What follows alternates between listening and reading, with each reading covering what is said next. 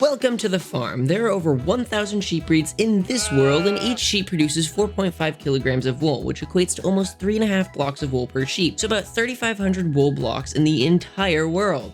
That being said, there are only 16 sheep types in this world, dropping 1 to 3 wool every time you shear them. So how should you get the wool?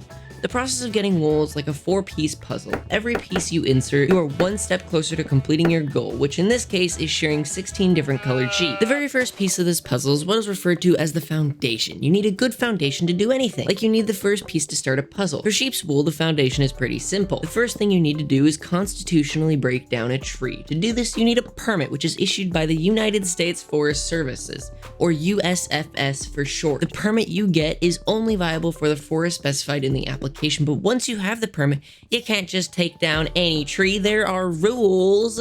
The rules depend on the forest, but there are some general ones, like cutting the tree so there's no more than 6 inches left, making sure the tree is near other trees so they can mourn the loss, and displaying the permit so people know you killed a tree's child legally. Now, you make a pickaxe, but only to use for a short period of time because you are going to construct a new one. With this so-called upgrade, you need to unearth some iron, 2 to be precise, and now comes the most important part of this.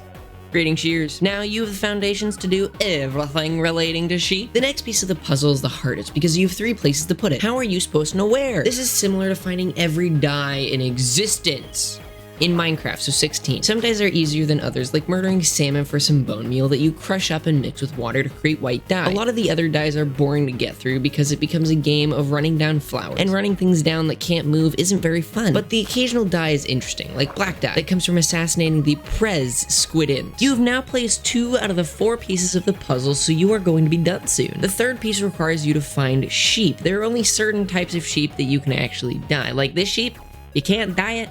It also jumps super high and has horns, so I don't even know if it is a sheep. Once you find a dyeable sheep, you are ready for the final piece of the puzzle. You subject this sheep to experimental genetic mutation. These mutations change the color of their hair follicles. In other words, the wool that grows from them is now the color you decide. You can change this forever without any harm done to the sheep. Now that you can manipulate their wool, you shear them once with each different color. The farm asks you politely to share the video and subscribe. Bye!